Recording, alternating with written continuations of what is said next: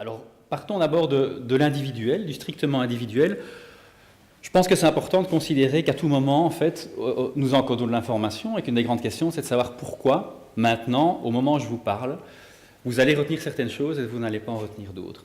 Et donc, c'est le principe même de ce qu'on appelle la mémoire à court terme, qui est une mémoire sensorielle, qui est simplement due à l'attention que vous portez à certains moments, à certains processus plutôt qu'à d'autres. Et c'est une mémoire très brève. Donc, spontanément, en permanence, vous encodez l'information pour environ 30 secondes. Donc, sans faire attention, vous êtes capable de retenir des séquences de 30 secondes. Si vous voulez retenir plus, il va falloir faire un effort particulier, soit en répétant ce que vous avez entendu, en prenant des notes, ou en mettant du sens sur ce que vous entendez. Sinon, l'information, elle part. Donc, elle est tout le temps présente et elle part en permanence. Donc, on part de ce processus de mémoire à court terme pour aller vers une mémoire à plus long terme, qui est d'abord faite d'une série de connaissances. C'est ce qu'on appelle la mémoire sémantique. On a toute une série de connaissances, et ces connaissances peuvent être stockées en mémoire pendant une période longue, des semaines, des mois, des années, toute sa vie. Et vous avez ces connaissances qui sont, je sais évidemment quelle est la capitale de tel pays, mais cette mémoire sémantique n'est pas uniquement une mémoire générale, elle concerne aussi des événements personnels. Et donc, à n'importe quel moment de ma vie, je peux me rappeler de l'endroit où je suis allé à l'école. L'endroit où je suis allé à l'école, c'est une chose, on va voir que ce qui s'est passé à l'école en est une autre. Mais cet endroit, c'est ce qu'on va appeler cette mémoire sémantique. Alors, ce qui va nous intéresser beaucoup plus aujourd'hui, c'est ce qu'on appelle la mémoire épisodique. La mémoire d'épisodes particuliers de notre vie. La mémoire épisodique, c'est une mémoire qui concerne des périodes bien délimitées. On peut y voir un début, on peut y voir une fin.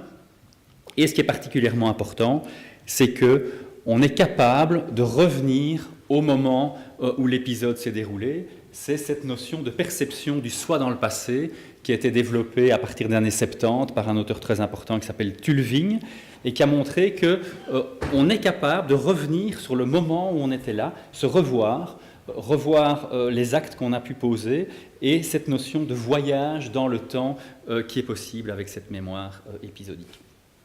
Volontairement, je vous mets 3 exemples. Je sais où je suis allé à l'école, mais je me souviens aussi du jour où j'ai reçu mon bulletin quand j'étais en réto.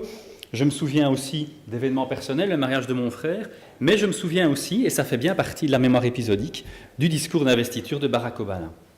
Donc vous voyez ici que cette mémoire épisodique a des caractéristiques très personnelles, mais d'événements très individuels à des événements extrêmement collectifs. Alors on commence à entrer un peu plus dans le vif du sujet avec cette question, la malléabilité des souvenirs. Nos souvenirs sont constamment reconstruits. Et quand je dis constamment, c'est pratiquement après quelques minutes, après avoir encodé une information, la reconstruction est déjà à l'œuvre.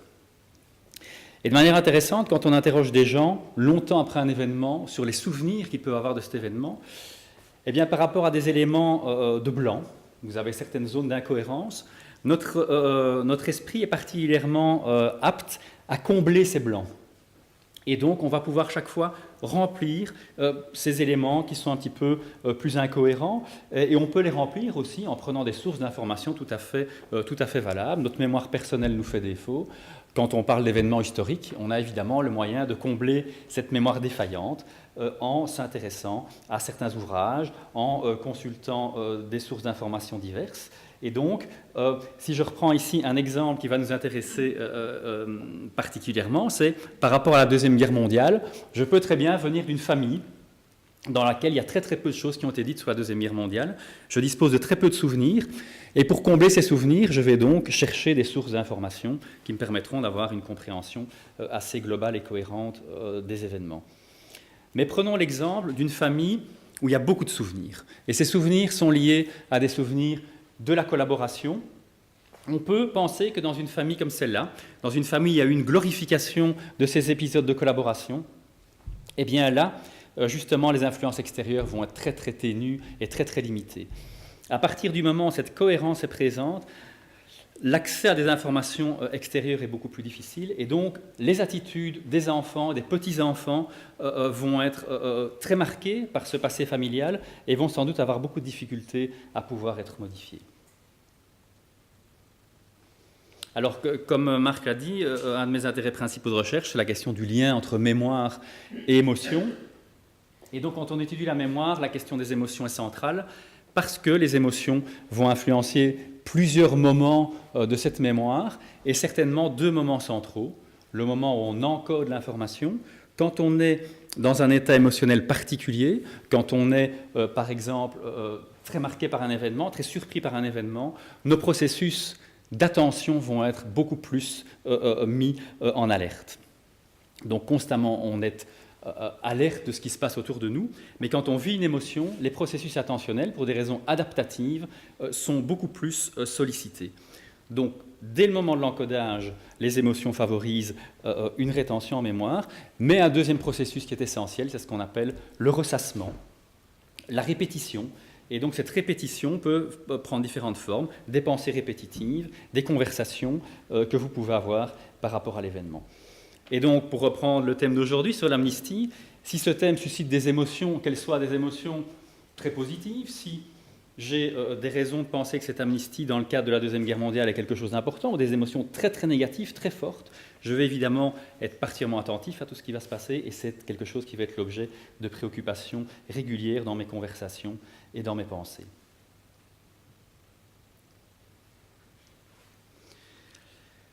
Alors je vous disais qu'un autre élément important, avant de comprendre certaines des recherches qu'on a pu mener, c'est la question de l'accès aux souvenirs.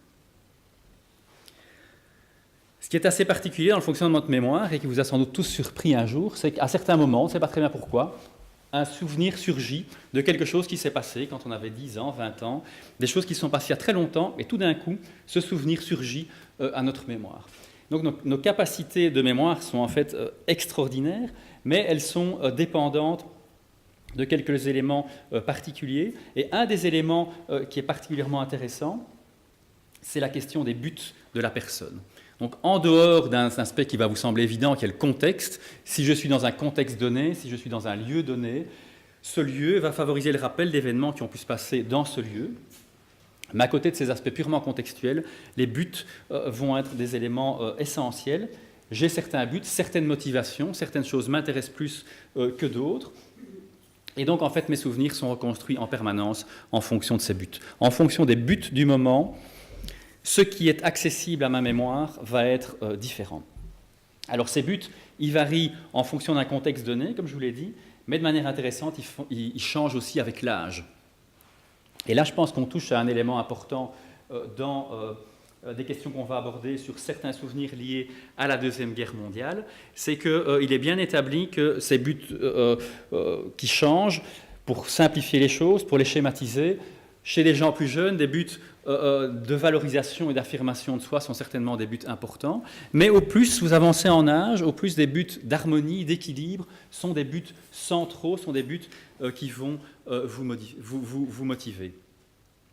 Et donc par rapport à certains souvenirs qui seraient particulièrement conflictuels au moment où les événements se sont passés, on doit tenir compte de cet effet générationnel qui est que cette génération qui a vécu ces événements n'est plus dans une période où ces aspects de valorisation personnelle sont aussi importants, mais ces buts d'harmonie sont beaucoup plus centraux, et donc peuvent être peut-être propices et favorables à des moments de réconciliation. Alors je vous disais aussi au début, la mémoire doit être sélective, et je prendrai l'exemple d'une toute petite nouvelle que j'ai relue récemment de Borges, très intéressante, Funès ou la mémoire, quelqu'un qui encode tout. C'est quelqu'un qui retient tout. Et donc la description de cette nouvelle, c'est la souffrance de cette personne. Vous pourriez vous dire, mais c'est terrible d'oublier des choses constamment, mais c'est terrible de tout retenir. C'est impossible, en fait. C'est totalement impossible.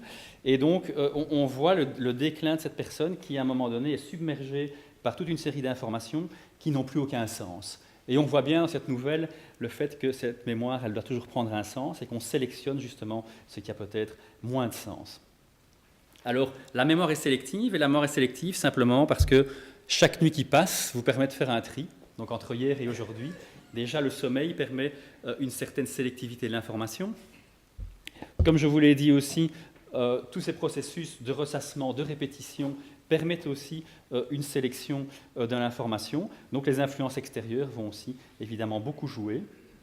Et à chaque moment, les connexions qu'on peut faire entre différents types d'informations, ce qu'on va appeler différents nœuds sémantiques dans notre mémoire, vont changer. À certains moments, c'est plutôt deux types d'informations qui sont plus liées. Et puis, après une nuit, après des discussions, ces associations vont être modifiées. Voilà, donc j'ai été très très bref dans ces éléments d'introduction sur le fonctionnement de la mémoire, de manière individuelle, pour peut-être bien vous situer certains éléments qui expliquent aujourd'hui certains types de souvenirs, certains types d'oublis que l'on peut avoir par rapport à certains événements historiques. Et donc on va passer maintenant à une deuxième partie de mon exposé sur des souvenirs beaucoup plus collectifs et cette notion de souvenir flash. Où étiez-vous? Qu'étiez-vous en train de faire quand tel ou tel événement est survenu? Ici, les trois illustrations, c'est parce que ces trois événements qu'on a eu l'occasion d'étudier de manière approfondie, la mort du roi Baudouin, les attentats du 11 septembre 2001 aux États-Unis et dans de nombreux pays en Europe et en dehors de l'Europe, la mort de François Mitterrand. Alors sur ces trois événements, il est probable que pour certains, vous ayez plus de mémoire contextuelle que pour d'autres. Pour moi, ce n'est pas tellement étonnant, ça doit sans doute être dû à différents facteurs. La mort du roi Baudouin, si vous êtes quelqu'un qui était très attaché à la royauté, si vous étiez très surpris au moment où l'événement s'est passé, c'est certainement des facteurs qui peuvent contribuer au fait que vous ayez ce souvenir contextuel. Les attentats du 11 septembre, un événement totalement nouveau, invraisemblable. Ce côté invraisemblable et très émotionnel va aussi affecter votre réponse. Par rapport à François Mitterrand, si vous êtes français et si vous êtes socialiste, il est vraisemblable que cet événement vous a plus marqué que si vous êtes belge et que vous aviez peu d'affinité avec l'ancien président français. Alors, une des questions centrales, c'est pourquoi a-t-on ces mémoires contextuelles? Ça paraît très anecdotique et je vais essayer de vous expliquer ce qu'on pourrait en retenir qui pourrait être particulièrement important. Mais avant de voir ce qu'on pourrait en retenir, une définition. Donc, globalement, c'est la question du contexte, et ce contexte peut prendre différentes formes. Où étiez-vous? Avec qui? Toute une série de détails. Des gens sont capables de rappeler une quantité de détails sensoriels par rapport à l'annonce de certains événements. Ils se souviennent d'une odeur particulière, ils se souviennent des paroles exactes qu'une personne a prononcées au moment où la nouvelle a été apprise. Alors ça a suscité beaucoup d'intérêt chez les psychologues en se demandant s'il s'agissait d'une forme spéciale de souvenir. Et ce qui est certain, c'est qu'en tout cas, en termes de confiance dans le souvenir, en termes de vivacité et de détail, c'est une mémoire exceptionnelle. 30, 40 ou 50 ans plus tard, les gens sont certains qu'ils se souviennent encore exactement des circonstances dans lesquelles, par exemple, ils ont appris l'assassinat du président Kennedy. Ce qui est intéressant, c'est qu'en termes de consistance, les choses sont moins claires. Si on redemande cette information année après année ou 5 ans après 5 ans, on constate que cette mémoire change. Et on peut voir qu'il y a un décalage qui va opérer entre la consistance de l'information et la confiance avec laquelle on garde cette information en mémoire. Donc la question est, pourquoi garde-t-on ces souvenirs qui semblent anecdotiques? Et quels que soient les événements, je suis sûr que chacun d'entre vous a certains de ces souvenirs flash particulièrement vifs et détaillés en mémoire. Alors là où ça peut intéresser d'autres disciplines, et particulièrement les historiens, c'est que nous pensons que ces souvenirs flash apparaissent particulièrement à des moments qu'on va qualifier de tournants historiques, des moments dans lesquels on assiste à une certaine collision entre nos souvenirs personnels et des événements qui marquent l'histoire. C'est un peu comme si votre histoire rentrait en cohérence avec l'histoire avec un grand H et que vous pouviez dire plus tard « j'y étais ». J'étais pas présent, mais j'y étais parce que j'ai en tout cas appris cette nouvelle. Et ici, je vous donne 3 exemples à gauche qui sont très illustratifs. L'assassinat de Lincoln, l'assassinat de Kennedy, le premier homme sur la Lune. Pour ces 3 événements, toute une série d'études ont pu montrer que dans la population américaine, il y avait des souvenirs flash très détaillés. Lincoln a été assassiné en 1865. Un psychologue américain a fait une étude en 1899, 34 ans après les événements, et il a pu montrer que pratiquement tous les Américains qu'il avait pu interroger 34 ans plus tard avaient toujours ce souvenir extrêmement précis du moment où ils avaient appris la nouvelle. Et dans les 3 cas, Lincoln, Kennedy, le premier homme sur la Lune, on peut clairement parler d'événements importants, d'événements qui ont été considérés souvent comme des tournants historiques. Alors ici, j'illustre aussi un autre tournant historique qui a été étudié aussi en termes de souvenirs flash, qui est la chute du mur de Berlin. Et je voulais citer une étude que nous avons récemment terminée avec une collègue historienne par rapport à l'armistice de 1918. Et notre hypothèse, c'est que les événements pour lesquels un souvenir flash est présent pourraient être précisément les événements qui sont retenus ultérieurement comme des événements majeurs pour l'histoire d'une communauté. Donc la présence de ces souvenirs pourrait être en fait un indicateur pour la communauté, pour la mémoire collective, mais peut-être aussi pour les historiens, pour utiliser cet élément comme un critère potentiellement essentiel pour définir ce que pourrait être un événement historique. Alors, au-delà de cet aspect-là, il y a certainement aussi une fonction identitaire. Imaginez-vous aujourd'hui un Américain qui pourrait vous dire « Je ne me souviens absolument plus comment j'ai appris les attentats du 11 septembre ». S'il faisait cette déclaration-là, il serait sans aucun doute considéré comme un mauvais Américain. Vous ne pouvez pas imaginer qu'un journaliste qui interrogerait les deux candidats à la présidence puisse dire « Non, je ne me souviens plus ». Ça fait partie d'une identité d'un groupe. Et on peut penser qu'il y a presque une obligation morale d'avoir ce genre de souvenirs. Comme citoyen belge, vous allez sans doute vous rappeler longtemps le moment où vous avez appris ces attentats du mois de mars de cette année. Comme tout Français se souviendra sans doute longtemps du moment où il a appris l'annonce des attentats de Charlie Hebdo ou des attentats de novembre de l'année dernière. Donc une fonction identitaire très forte sans doute est associée à ce type d'événement. Et donc, nous avons eu l'occasion de mener de nombreuses études pour essayer de comprendre tous ces facteurs explicatifs. Et dans ces facteurs explicatifs, les émotions reviennent comme des éléments centraux. Ces aspects de répétition sont également centraux. Les attitudes que vous pouvez avoir, donc clairement, vous allez observer des différences. Quand on a étudié les attentats du 11 septembre, on ne voit pas des réactions aussi intenses, évidemment, pour les gens à l'extérieur des États-Unis. Et donc cette notion d'identité, ce qu'on appelle l'identité sociale, va jouer un rôle très important.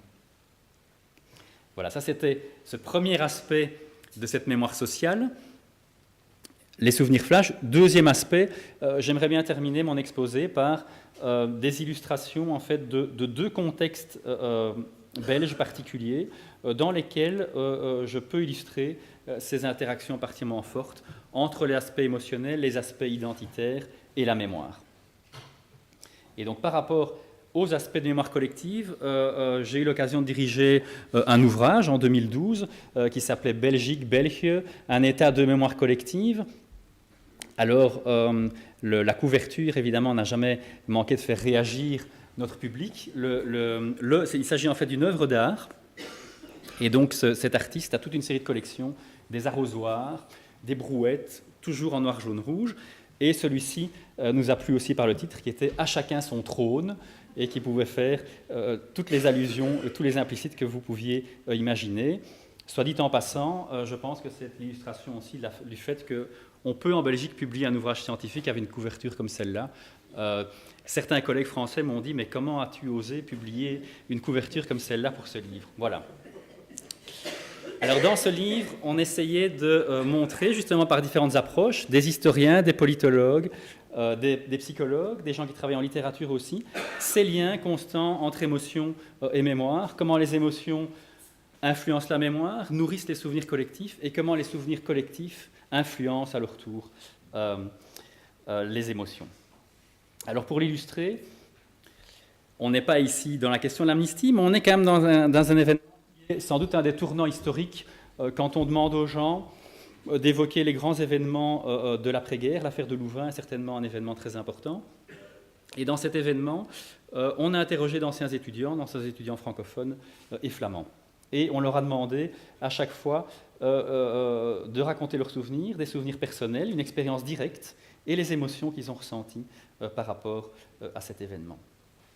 Et donc ils devaient sélectionner un événement marquant qui s'est passé entre 1964 et 1970, et on a essayé d'examiner en quelle mesure cet événement, cette élaboration du souvenir était prédite par toute une série de variables, et notamment par des variables émotionnelles. Alors ce qui est très intéressant, c'est que les deux groupes accordaient clairement la même importance à l'événement. Les anciens étudiants francophones et les anciens étudiants flamands estimaient que tout ce qui a été appelé l'affaire de Louvain était quelque chose de très important. De manière intéressante, l'élaboration des souvenirs, par contre, était fondamentalement différente chez les francophones et chez les flamands. Les flamands avaient des souvenirs beaucoup plus élaborés, beaucoup plus détaillés de l'événement qu'ils avaient sélectionné. Alors, notre explication comme psychologue rejoint ce que j'ai dit plus tôt aujourd'hui, c'est la question des buts. En termes de but, on peut considérer que pour les étudiants flamands qui avaient cette revendication d'unilinguisme, il y avait là derrière, in fine, l'atteinte d'un but, et l'atteinte de ce but, c'est l'application stricte du principe de territorialité sur le territoire de Leuven et l'utilisation unique du néerlandais. Et donc l'atteinte de ces buts est certainement un élément qui peut expliquer ces souvenirs plus élaborés, alors que chez les francophones, la motivation à oublier est évidemment beaucoup plus forte. C'est une défaite, c'est un échec, c'est l'obligation de partir. Tous ces éléments-là activent certainement des mécanismes de défense par rapport à un événement qui a été mal vécu. Alors au-delà de ce constat, aussi essayer d'établir des prédictions, et dans ces prédictions, le rôle des émotions a été clairement majeur, mais de manière intéressante, le rôle des émotions positives. On a pu montrer que parmi les étudiants flamands, ceux qui avaient ressenti le plus d'exaltation, le plus de joie, le plus de contentement par rapport à ce qui s'était passé, étaient clairement ceux qui avaient gardé les souvenirs les plus élaborés quand on les a interrogés il y a quelques années. Le rôle des émotions négatives est plus compliqué. Il n'y avait en tout cas aucun lien entre le degré d'émotion négative et le niveau d'élaboration des souvenirs. Et là, en fait, on peut montrer le rôle complexe de ces émotions négatives qui peuvent à la fois être un activateur de mémoire parce qu'ils activent les processus d'encodage, les processus attentionnels, ce fameux premier moment que je vous ai décrit tout à l'heure, mais les émotions négatives vont aussi, à un moment donné, activer toute une série de processus de mise à distance, de protection, des mécanismes de défense visant à l'oubli. Et vraisemblablement, ces deux processus s'annulent et expliquent pourquoi les émotions négatives n'ont pas joué de rôle ici. Alors le ressassement, la répétition était aussi un facteur important. Au plus les gens avaient communiqué à propos de l'événement, au plus ils nous rapportaient y avoir pensé fréquemment, au plus ils étaient connectés aux informations, au plus ils avaient suivi la presse, au plus leur mémoire était élaborée. Ce qui me permet de souligner encore une fois ce double rôle dans l'élaboration de la mémoire, les émotions initiales, les émotions ressenties au moment même et qui se maintiennent, et ensuite des processus de consolidation et de maintien par ce qu'on appelle le rehearsal, et que j'ai traduit ici par ressassement, que vous pouvez aussi traduire peut-être par répétition, c'est sans doute plus proche du terme anglais. Dernier élément de mon exposé, ce sera, je pense, une bonne connexion avec l'exposé de Koen Arts. C'est un travail qu'on a entamé depuis quelques années sur la question de la transmission des souvenirs historiques. Et on l'a entamé en fait en interrogeant des familles francophones, tout venant, des familles qui n'avaient pas un passé historique particulier, sur 3 générations. Et ces 3 générations, évidemment, la condition essentielle était que la première génération ait vécu pendant la guerre, soit née au plus tard en 1936.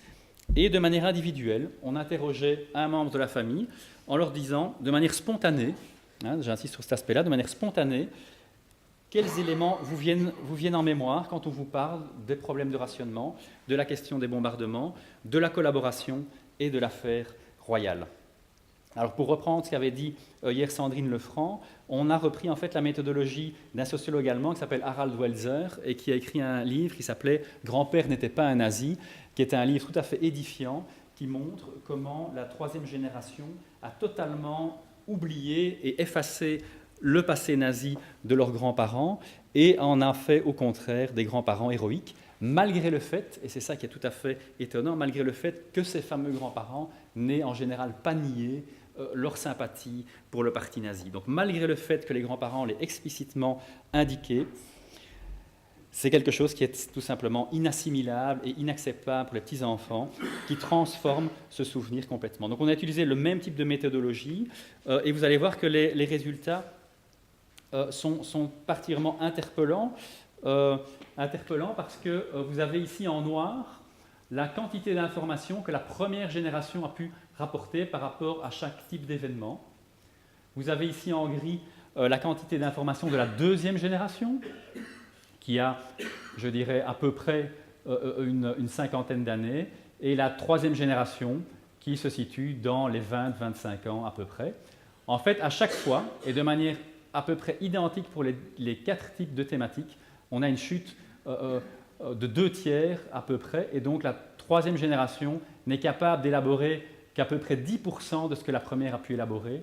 Sur une question, par exemple, comme la collaboration, un jeune de 25-30 ans n'est pas capable de vous dire plus que 150 mots. Imaginez 150 mots, ce n'est même pas un abstract de conférence pour vous dire ce qu'il sait sur les processus de collaboration. Et donc, cette étude a montré un oubli générationnel massif. Alors évidemment, par rapport à la question qui sera abordée tout à l'heure, ça pose question.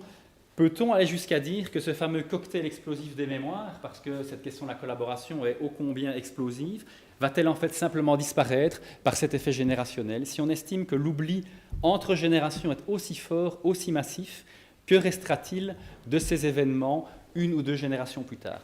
Alors est-ce un bien, est-ce un mal? C'est sans doute un point sur lequel on pourra discuter durant cette matinée. En tout cas, le constat est là, naturellement. Et en Belgique, sans doute plus qu'ailleurs, parce qu'on a pu mener des études comparatives ailleurs, cet oubli générationnel est extrêmement important. Alors pour le futur, en fait, au-delà des entretiens individuels, on a mené des entretiens collectifs. Et ce qui va être intéressant dans ces entretiens collectifs, c'est de voir le degré de recouvrement qu'il peut y avoir quand les membres de la famille sont mis ensemble et réévoquent les souvenirs. Est-ce qu'à ce moment-là, certains souvenirs non évoqués peuvent être évoqués? Est-ce que certains souvenirs évoqués individuellement sont évités au moment de la discussion collective? Et aussi, quels sont les processus communicationnels, quels sont les rôles que chaque membre de la famille peut jouer dans cette triade? Alors, notre souhait aussi, c'est d'aller vers des comparaisons avec des familles flamandes. C'est quelque chose qui est en cours pour le moment. Et ce que je dois souligner, c'est qu'on a travaillé avec des familles qui ne sont pas particulièrement impliquées. D'accord? C'est vraiment des familles tout venant. Mais notre souhait, avec Koen, avec Bruno de Wever, avec Nico Waters, Valérie Rosou, si le projet qu'on a soumis récemment à Belspo est accepté, c'est de travailler sur des groupes impliqués, de continuer ce que Koen va vous expliquer sur les familles de collaborateurs flamands, vers les familles de collaborateurs en Wallonie, vers les familles de résistants en Flandre et en Wallonie, et de comparer ces 4 groupes particuliers au niveau de la transmission des souvenirs. Voilà, alors en conclusion, 3 éléments à retenir sans doute. Les souvenirs sont reconstruits en permanence, et on doit chaque fois considérer cet élément de reconstruction comme un élément fondamental dans la compréhension de la mémoire individuelle et de la mémoire collective. Le contexte joue dans cette reconstruction, c'est un élément de l'extérieur, mais les éléments internes sont essentiels aussi. Les émotions, les attitudes, les aspects identitaires, les buts actuels de l'individu vont jouer. Cette notion de souvenir flash, je pense, peut intéresser les historiens parce qu'elle montre des moments très particuliers de lien unique entre histoire personnelle et histoire collective, et serait sans doute aussi des processus essentiels pour la formation d'identité collective. Et quand je vous ai parlé de mémoire collective, j'ai insisté sur le rôle des émotions, sur le rôle du ressassement, et j'ai terminé par cette question de l'oubli progressif, de l'oubli générationnel de nos mémoires collectives. Voilà, et par rapport aux travaux que j'ai pu présenter ici, je tiens à remercier particulièrement Olivier Klein, Laurent Licata et Aurélie Mercier à l'ULB, William Hurst qui travaille à la New School, Charlie Stone qui travaille à John Jay College à New York, et mes collègues de l'UCL, Valérie Rosou, Laurence Van Ypersel et Aurélie Van der Hagen. Je vous remercie pour votre attention.